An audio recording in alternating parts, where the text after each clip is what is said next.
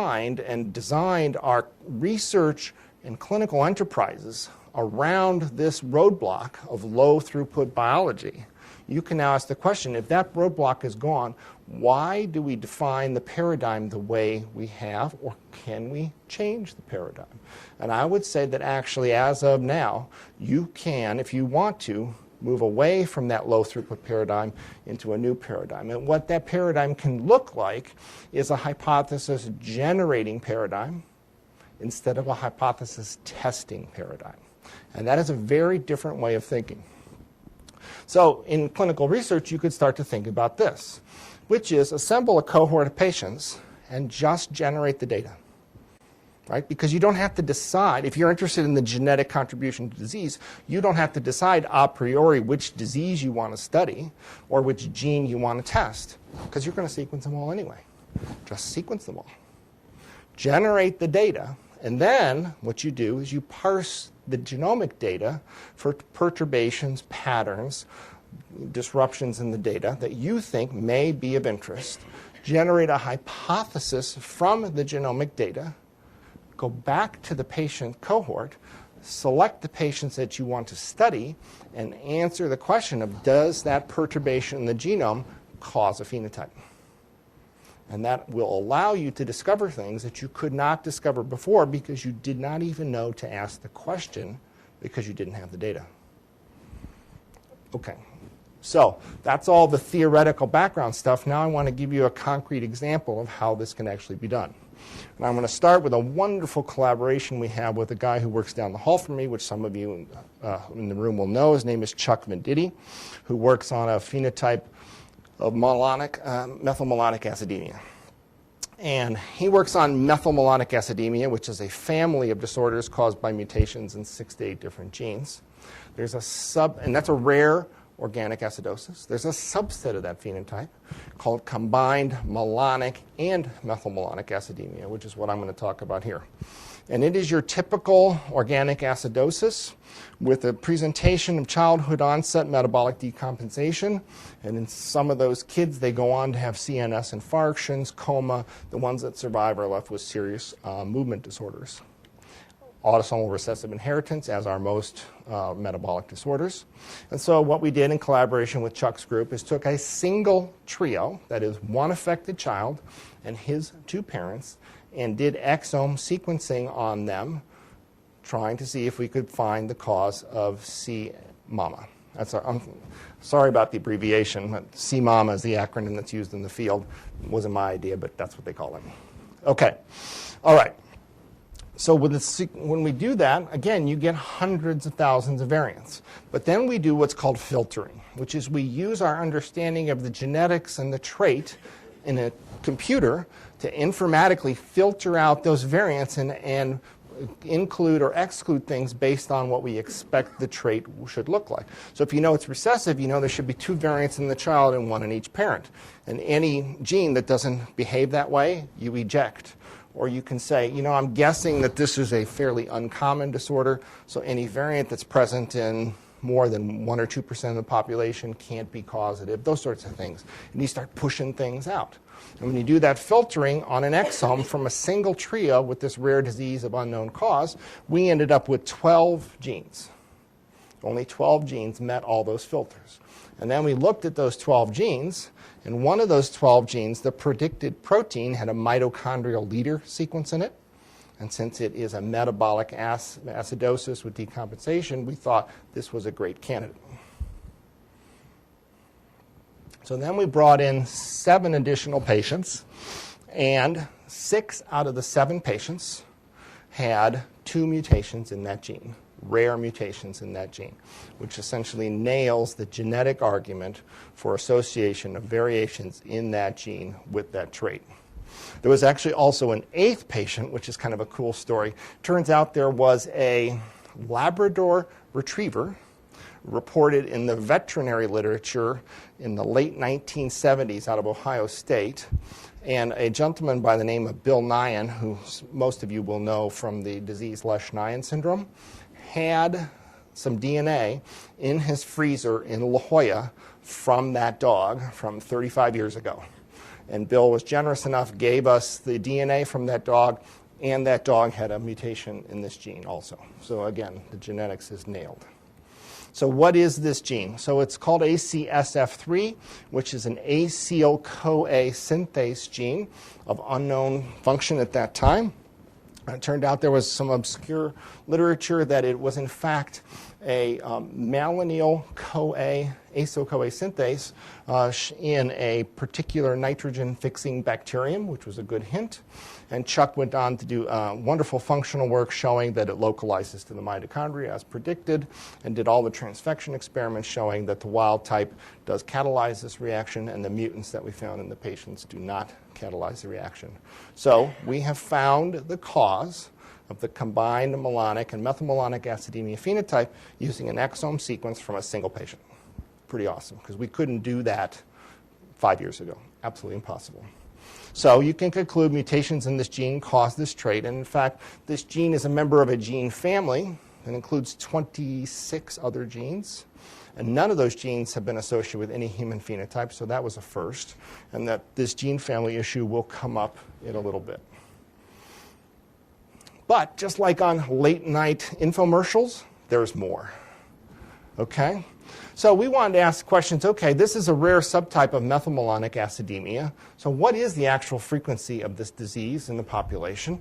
And what is the range of severity of the disorder? Because again, we have our preconceived notion about what we think the disease is, but we don't know that that's really true.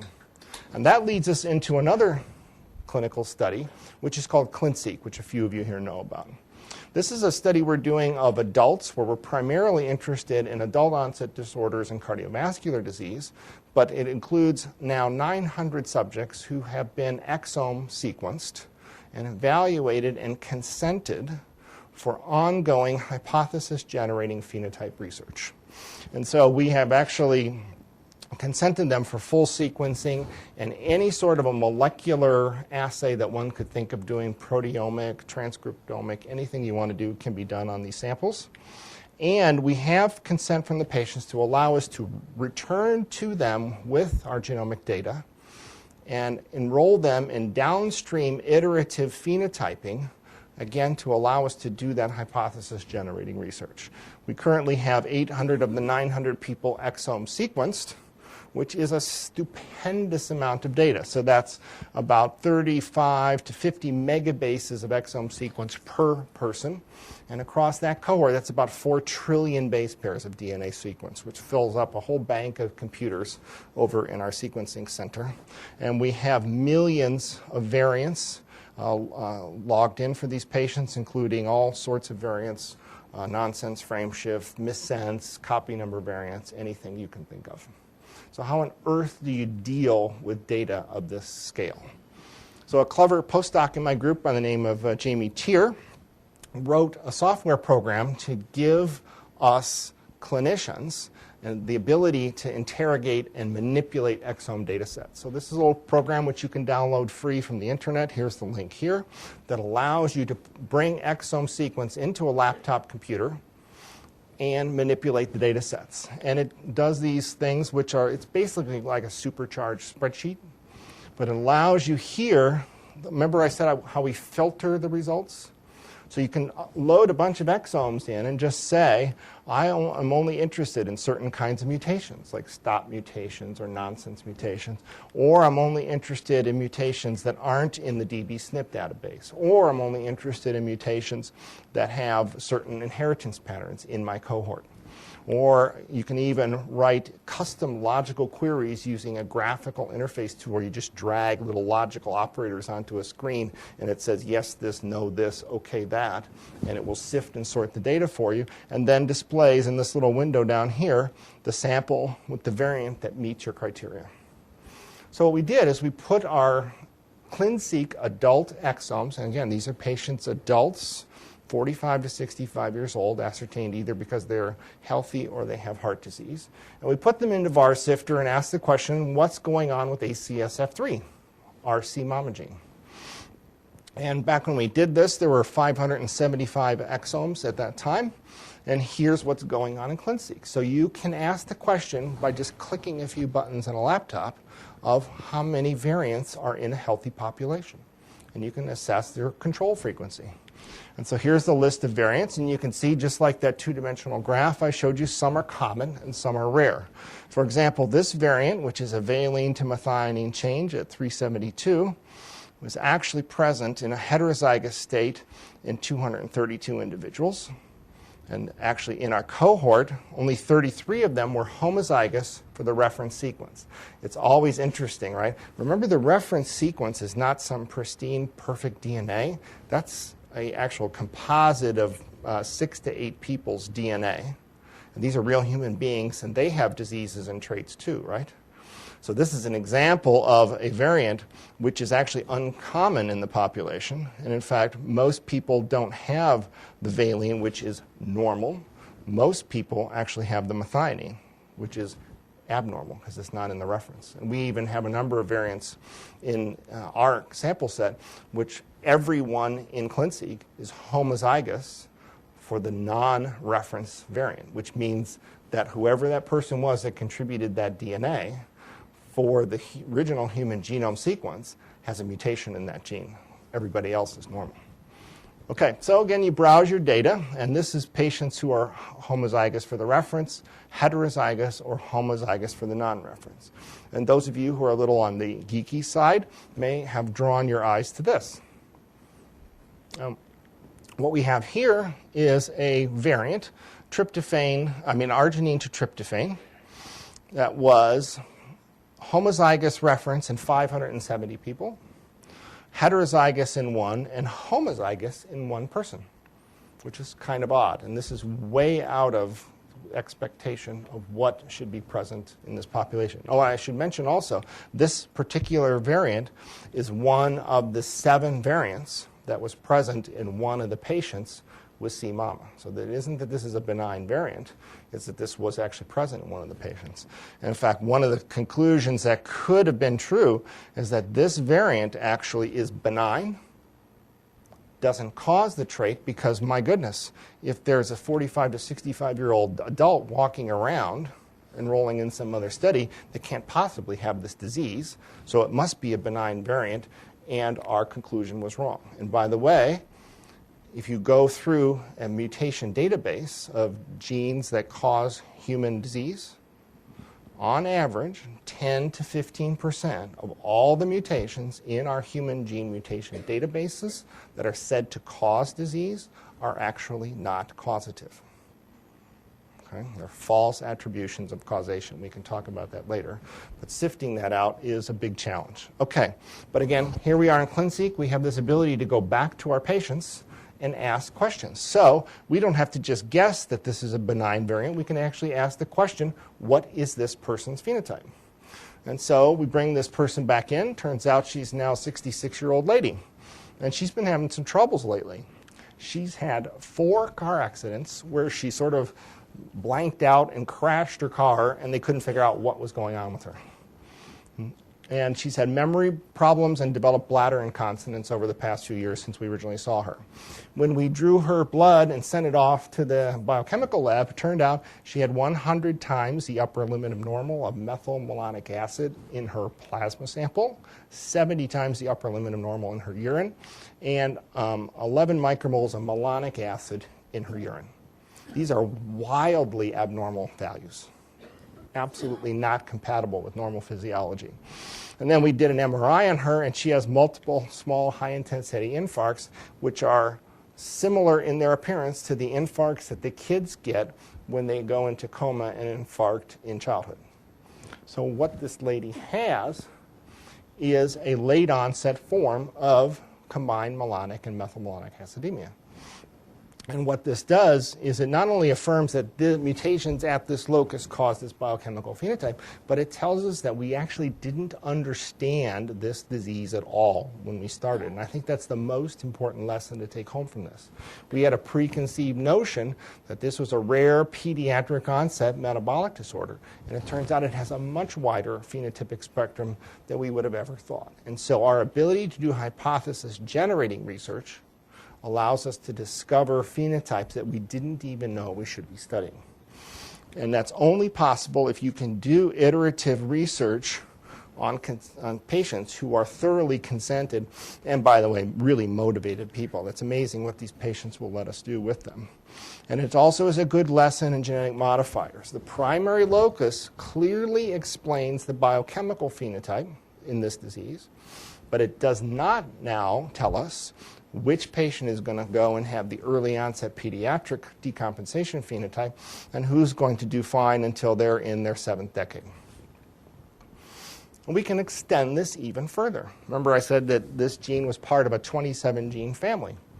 So what we can do is go through Quincy and look at all 26 other gene family members in our entire cohort, because they're all sequenced for all these genes already, and ask the question, does anyone have 2 mutations in any other of these genes?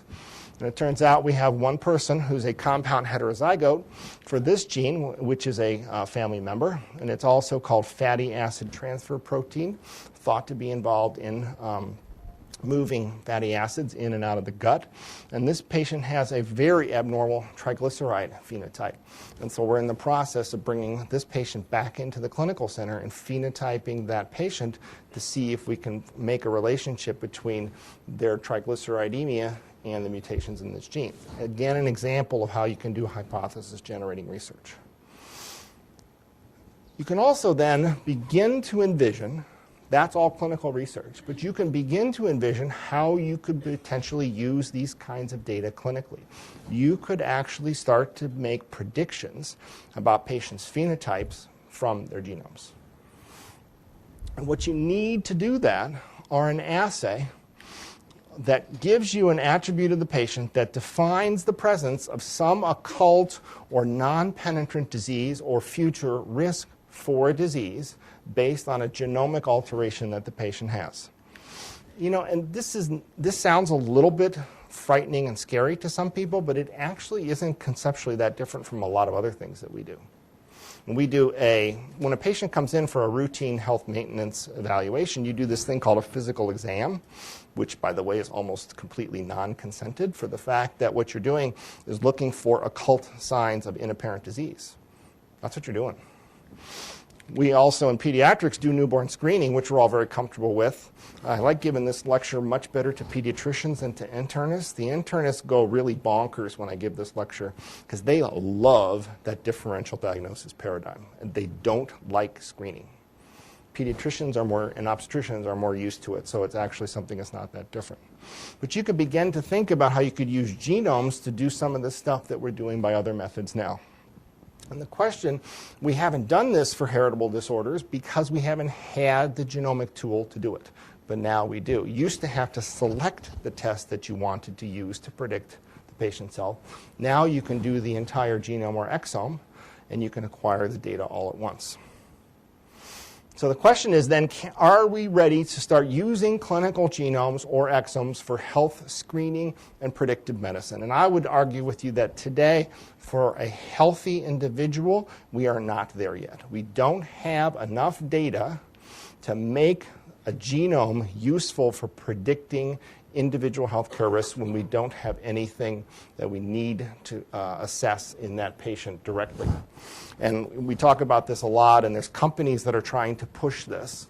But I think what I always advise them is you're going to have a great majority of disappointed customers if you start by sequencing healthy people.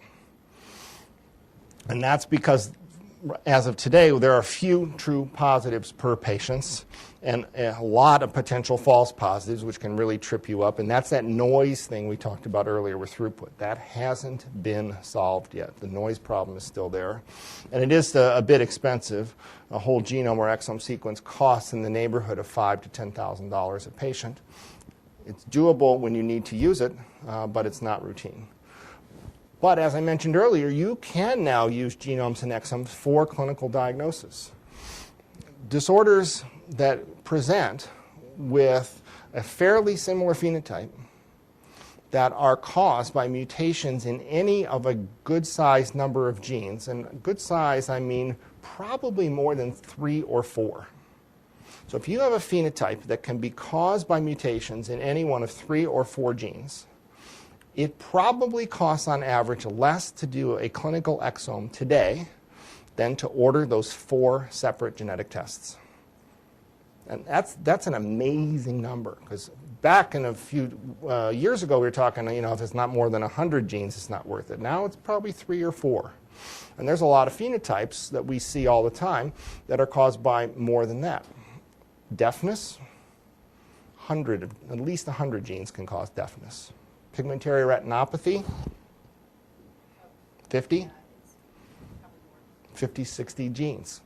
And you can't get to the gene by evaluating your patient phenotypically. It's going to be any of those genes. And an exome is now the cheapest way to do that instead of plowing through the tests one at a time.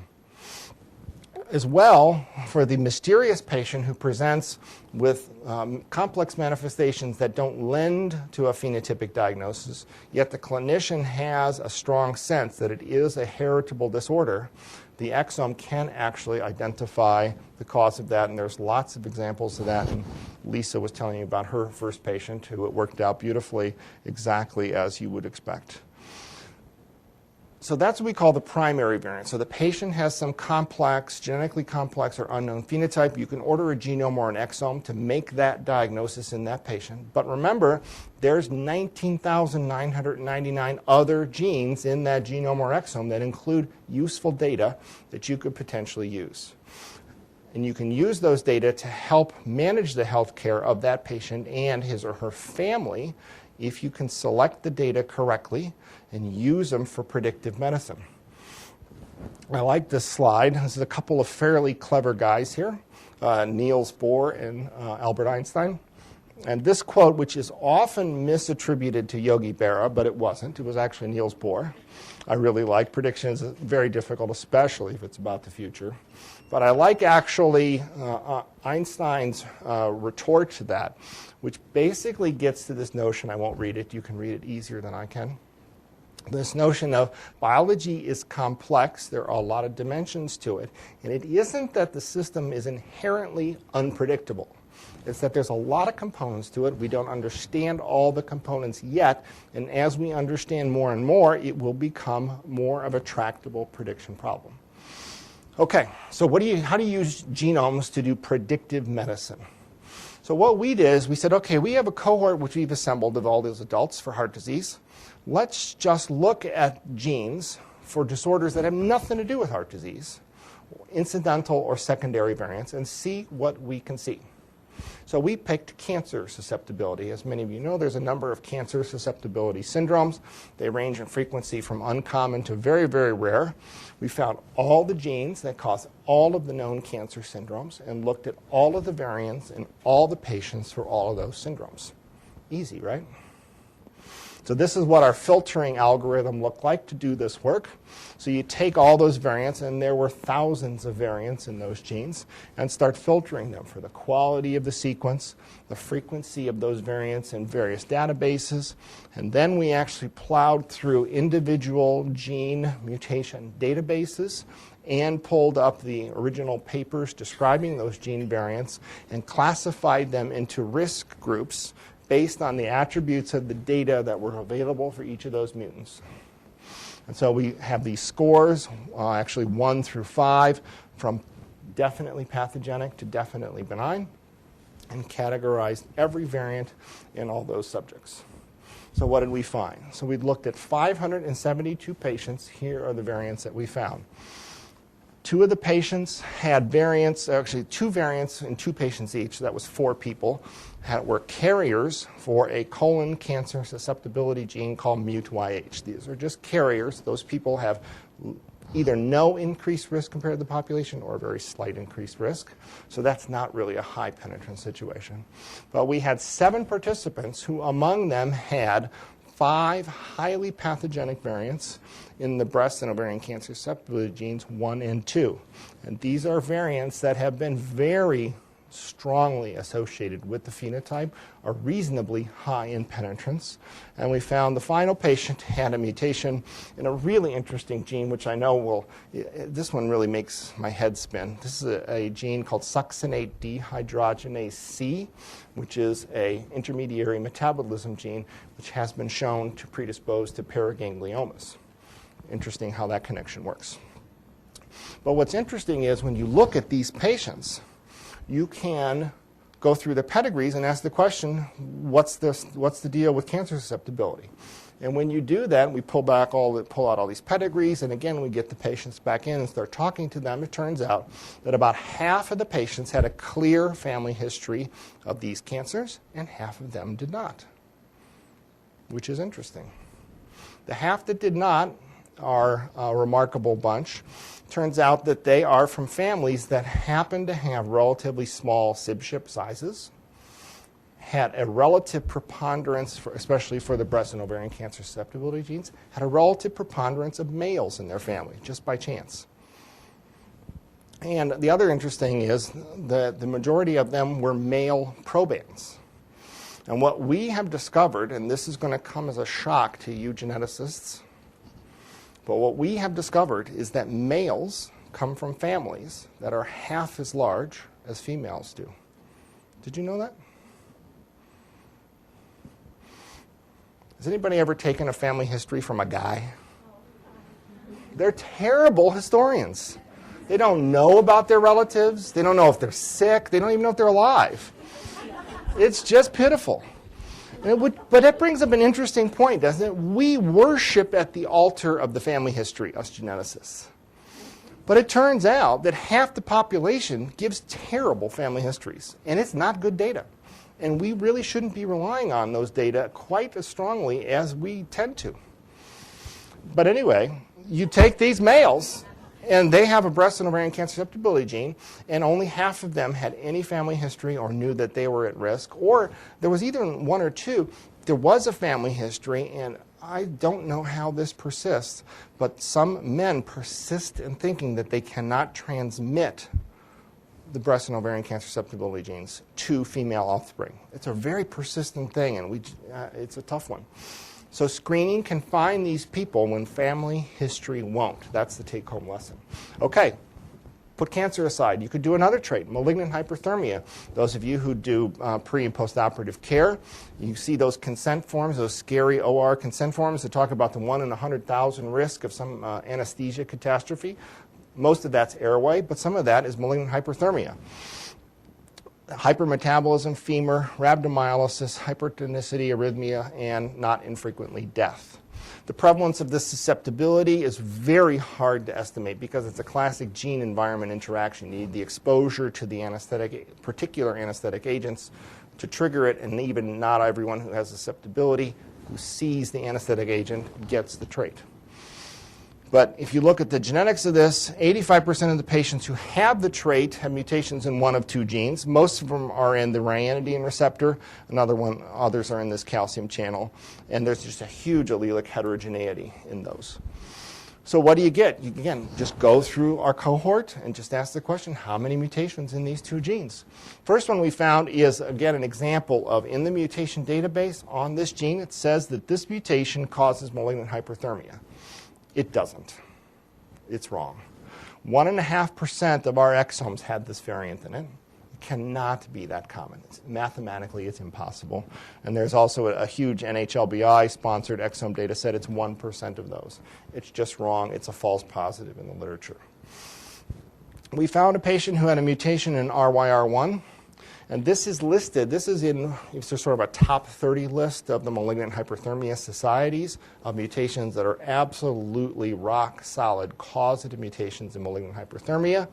In one of our participants, this patient has no family history of malignant hyperthermia, has no personal history of malignant hyperthermia, and has had general anesthesia 3 times. It just wasn't going to be picked up, yet he has a causative mutation in this gene. We then found a novel variant in RYR1. So remember when I said that left-hand side of that frequency table can be one patient. It's never before been reported. We pulled up this guy's pedigree, figure out what's the deal with this variant. Turns out, just by coincidence, he has a 3-generation family history of malignant hyperthermia. And again, this is a unique variant. It wasn't there's about 8,000 exomes that have been sequenced by NHLBI, and that variant isn't in there. So this is a very rare variant. So we go into the family and follow this up. We do segregation analysis. This variant does not segregate with the malignant hyperthermia in this man's family. All right, so this is a classic example of a false positive. And if we hadn't gone and done the segregation data, we, like other people, would have concluded this ultra-rare variant in a person with a clear family history of malignant hyperthermia is causative, and it would have been wrong. So we have generated a variant causative mutation that isn't, that first calcium channel variant, a real hit detection of risk in a person who wasn't previously known to be at risk for this disease, and a good example of both a false positive and a false negative in that man with the history. We could do cardiology. So there are genes that cause both malignant arrhythmias and cardiomyopathies. We looked at 63 genes that can cause these traits in our cohort. And just to give you an idea of the variants, there's 1,200 variants. If you look at 500 or 600 people for rare variants in these genes, there's on average 2 rare variants per person. Right? And these are traits that affect on average about 1 in 500 people, so you know almost all of that's false positives. So what did we find? 5 of those 1,200 variants are likely pathogenic variants in these genes for dilated cardiomyopathy, hypertrophic cardiomyopathy, and arrhythmias. And interestingly, when we went back and reevaluated the EKGs on the patients with the long QT variants, 3 out of those 3 had abnormal QT corrected intervals, very subtly abnormal. And I think they are affected. And then you go back and you look at the family histories, there's a preponderance of unexplained sudden death in these family histories. Always hard to know what that means. There's a lot of reasons a person can have sudden death, but it's very suspicious.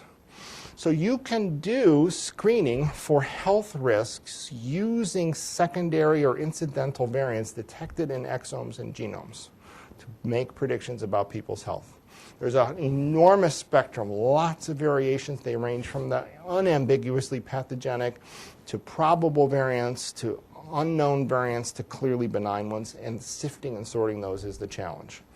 This is an example of using secondary variants in a research study, and you can begin to think about how you could use these data in your patients who get exomed for clinical diagnostic reasons to do health predictions in the families of those children for these other traits. And the important thing to remember here is that half of our positive hits were in families that had no family history of this trait. And our current genetic testing paradigm is, I'm going to be a little crude here, as follows. Patient comes into the clinic, we ask them several questions. Have you had this condition yourself? Have you suffered like some early onset or severe manifestation that would cause us to think you have this trait? No. Has someone in your family died or had this trait? No. Sorry, we're not testing you. That's our current paradigm, right? Is that the way we want to go forward in detecting and doing predictive medicine? Obviously not. The reason why we do it is because genetic testing gene by gene is a low throughput enterprise. But if you do exomes and genomes, it's not low throughput anymore, and you don't have to do that paradigm anymore. Okay. The context here is crucial. I'm giving you examples from a cohort of very sophisticated research participants who are highly motivated to be in a cutting-edge study and just love. They're technophiles. The prevalence of like iPads in this population is almost 100%. These are people who love technology. They love information. They harbor the misconception that all information is good, and we all know that that just isn't true. But they're a very interesting set of people. What we have learned also, though, is that our clinical genetics experience and genetic testing experience and that old paradigm of requiring that a person have the disease or their family member have the disease before we'll test them selects for people who come to the clinic with a social, cultural context of that disease already in their minds. That is a very different deal from just taking somebody off the street saying, hi, can I sequence you? They say, sure, and you say, oh, by the way, you have malignant hyperthermia. What are they going to make of that? They don't know what this disease is, and that's been one of the counseling challenges we've faced in this cohort, is figuring out how to deal with these subjects because they are, frankly, dazed and confused when we first hit them with that stuff. But this is nothing new. You guys deal with that in newborn screening all the time, right? Just take these healthy babies out of the nursery and you yank them back in the clinic, and oh, by the way, your kid has a disease that could be fatal. It's the same deal. We do that all the time. Follow-up is not prompt on these things. It takes these patients a while to get used to it. They have the information filter into them and adapt to it.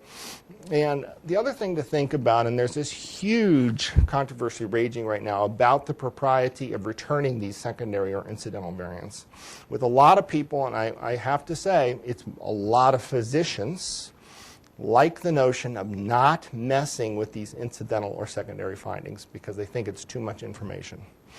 And I'll tell you that our experience is telling us that patients have irrational, preconceived notions that they are not at risk for these things when we know mathematically that they are, and that they and their clinicians will decline the opportunity to learn secondary variants because they falsely believe that they're not at risk. This is a big problem. It's a potential medical legal nightmare for us because I can pretty much guarantee you what's going to happen, which is that when that person has that disease 2, 3, 5, 10 years down the line, they're going to come back and they're going to say, why the heck didn't you tell me this? I had no idea I was really at risk for this. You should have told me even though I said I didn't want it. That's what will happen. That's human nature, and we as a field are going to have to come to grips with this. Okay, so there are challenges and problems here. We clearly have a limited understanding of these traits and this full spectrum of phenotypes, and prediction is hard. It is hard to predict phenotype from genotype, but you can do it. There are variants that do allow you to do this. I'm a little bit behind, so I'm going to skip. There are some real detractors in the field who basically are saying this won't work, and I would commend you to this article to check this out.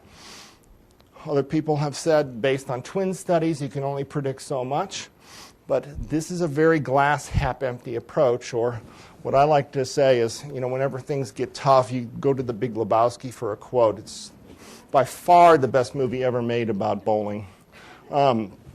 Don't worry, Donnie, these men are nihilists. Okay, summary. I would argue that our current paradigm is flawed because it doesn't allow us to do all the things we want to do. Not that we have to eject or abandon our current paradigm. It works. The differential diagnosis approach to disease obviously works. We use it all the time. It should continue to work in the situations that are best suited for it. We practice trial and error medicine much more than most of us are actually willing to admit. And we're doing these uncontrolled experiments on people every day. And I would say it's not really that good of a thing to be doing.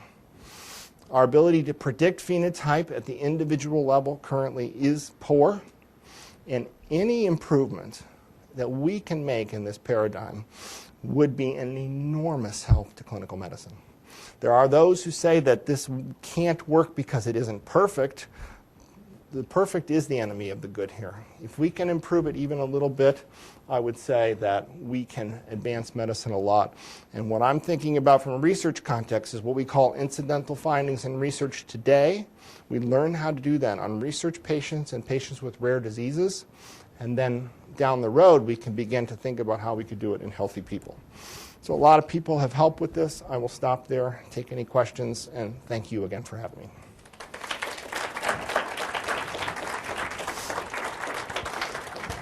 Do we have time for questions, Lisa? Okay, great. Any questions?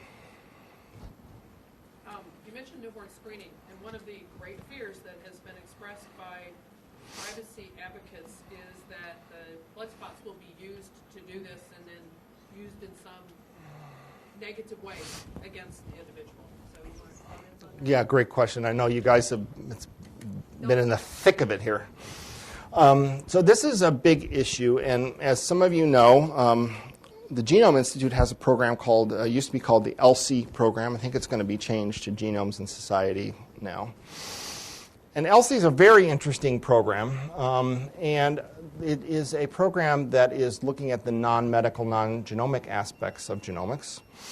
And much of the focus of that is on how one goes about reducing the risks of stigmatization and loss of privacy, loss of confidentiality, insurability, etc.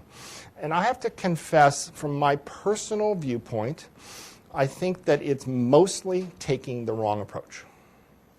I'm not supposed to say that's politically incorrect, but I'll tell you why I think that. Which is, I think about our colleagues that do stuff to patients in the medical center going on probably here today, which is doing surgical procedures on patients that are as likely or not to kill the patient or harm them than help them. That's being done. Oncologists give patients chemotherapy, which is in fact taking them to within an inch of their life by injecting them with poisons in the hope that they can cure them. And this goes on every day, and it's perfectly fine. And all of us are comfortable with it as patients and providers. It's not pleasant, and it turns out badly a lot, and it's not to say it isn't sad, but it happens all the time. Why do we allow that to go on? Because the benefits of doing that are huge, right? And I think that in genomics, our task needs to shift from trying to constantly worry about the concerns and the negative downsides of what the information could do, to work as hard as we possibly can to increase the benefits. Because if we can save kids' lives routinely from diseases that will otherwise kill them, people will accept those risks. They do it all the time. There's always going to be people who won't accept risks. Oh, absolutely. There's some outliers, and goodness knows I'm very familiar. I have this whole thing because I'm at the NIH, right, which I'm part of the government. People think, oh my God, I'm not going to the government with this, you know. And so we have that too. There's always going to be that. There's nothing we can do about that. But the reasonable patient who has themselves a situation, a medical situation that needs to be dealt with, is going to do some balancing of risks and benefits. And I would just suggest to you that what we have to focus on is not this one-sided reduce the risk, reduce the risk, reduce the risk. We have to increase the benefits. We have to save people's lives and make them not be sick, and then they will accept risk. I mean, it's like, I had to guarantee the room with my credit card today. Credit card goes behind the counter, and there's a non-zero probability that there was a card swiper back there, and that person swiped my card twice, and I will have a bunch of charges for things I didn't buy on my card in a week or two. That's a risk. But I take that risk because I need the functionality of that card, and it helps me, so I take the risk. Susan?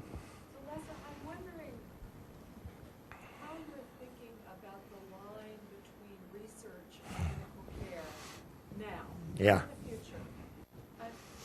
Because I think that's important for this crowd. Yeah. About ordering a whole exome. Is that in the context of just a clinical order, or should that be conceptualized as a protocol that goes through the IRB? And I'm worrying about it both in the ordering of the initial whole exome, let's say, and then subsequently in the looking for incidental findings. Mm-hmm. Both stages. Yeah. So I would mostly say that it doesn't matter what I think, and it doesn't matter what any of us think because it's available. They're for sale today. Lisa and I were looking at the report of one that she ordered. We are not, no one is going to roll this back or stop this train. It has left the station. It's happening. So it is what it is. And so it is going on today. And nothing we can do will put it back in the research, put that genie back in the research can and say, oh, we need to study this more before we release it. So it's out there. Any of you can do it. Susan doesn't want you to yet. Yeah, talk to please. But it's there. Now, is it research or is it clinical? There are the clinical labs, I would say that I'm aware of, the clinical labs are doing a very good job keeping their focus on variants that have clear clinical validity and clinical utility. And they are filtering out, just like we filter out, as much of the noise as they possibly can.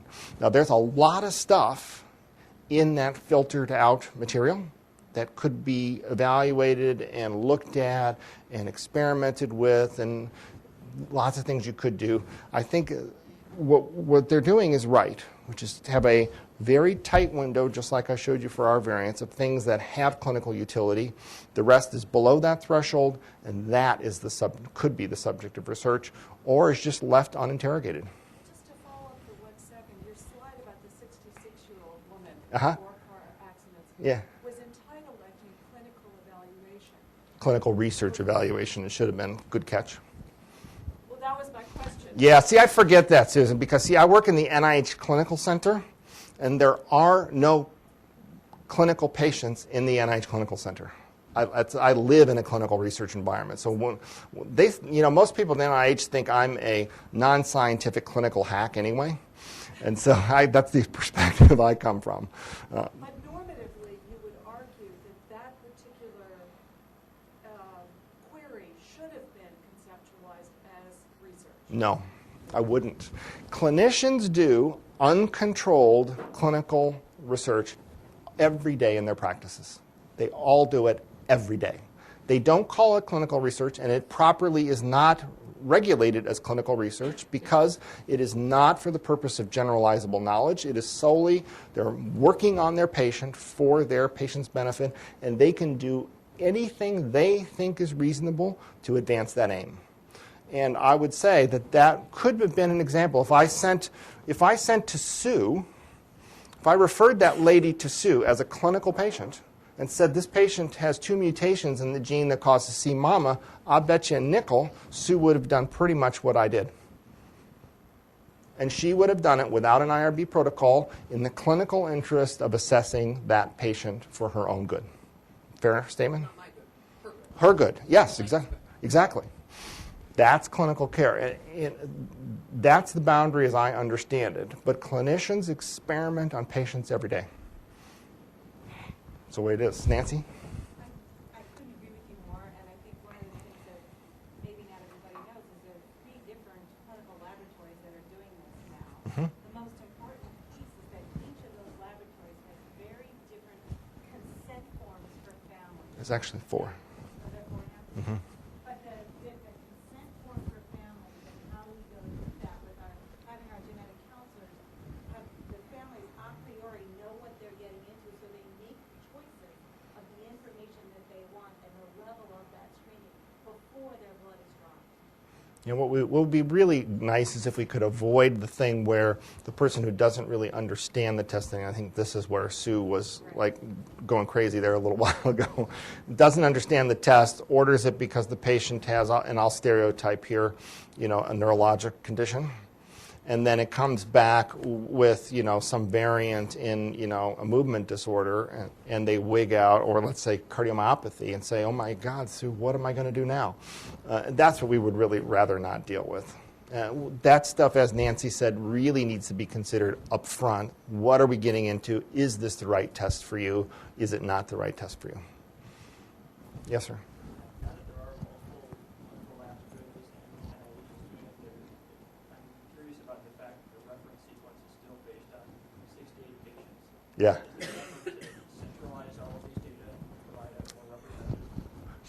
Huge efforts going on in both the National Center for Biotechnology and Informatics, NCBI, and our institute are trying to do 2 things. The first thing NCBI is trying to do is consolidate all of the variant data and the associated underlying data for those variants into a single database. It is currently dispersed across dozens to hundreds of separate databases, sometimes more than one database for each gene, which is really annoying, especially when they don't agree with each other.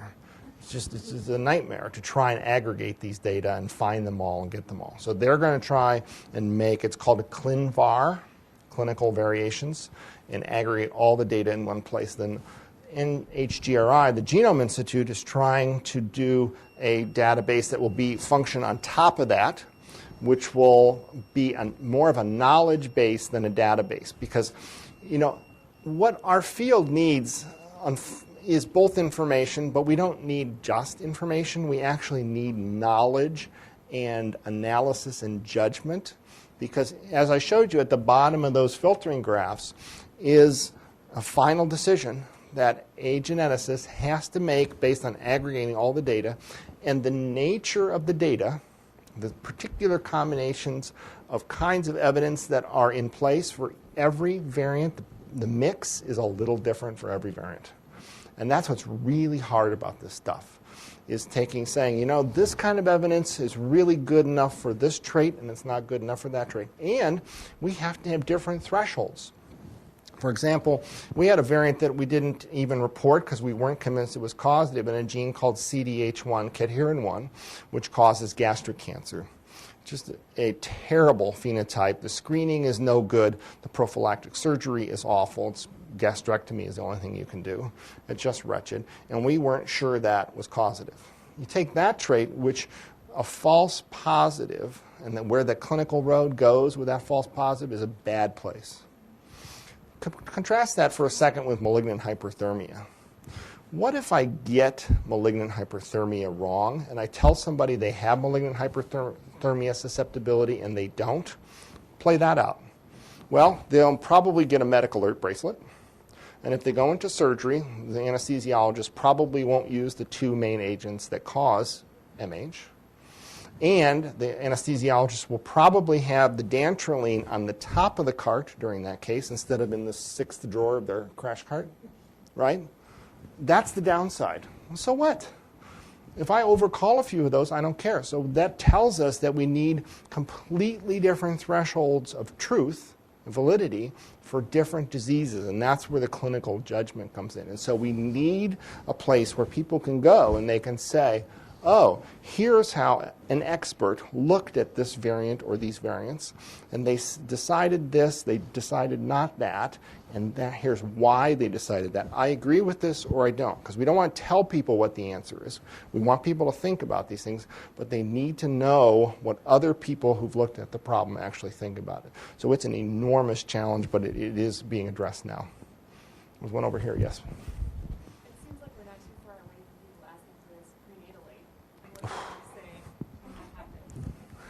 Oh, that's easy.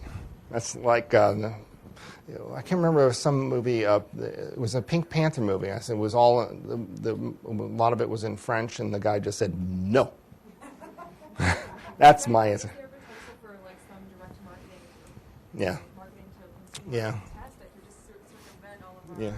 ethical guidelines? Yes, so, well, first of all, I mean, take it back a step. As you probably saw, there was a paper published, gosh, it was about 3-4 months ago now in the New England Journal on array CGH for prenatal testing, which is, I think, already a nightmare.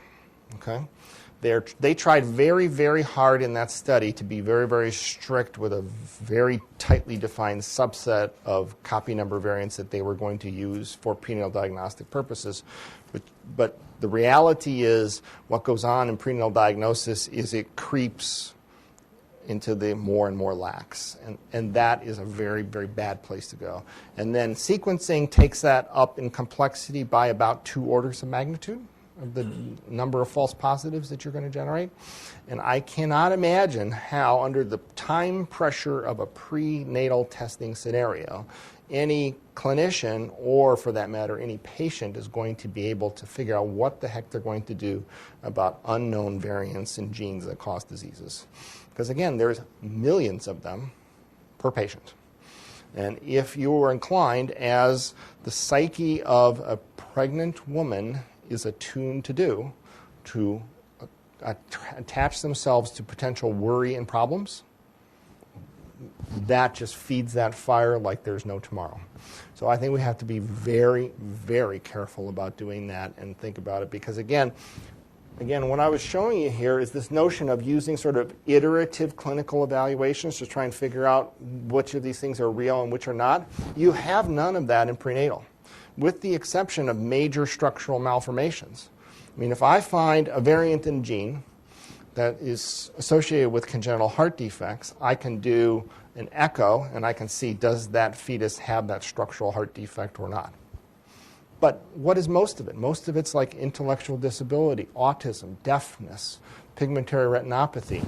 You can't do anything to phenotype a fetus for those traits, and that means you're going to make mistakes.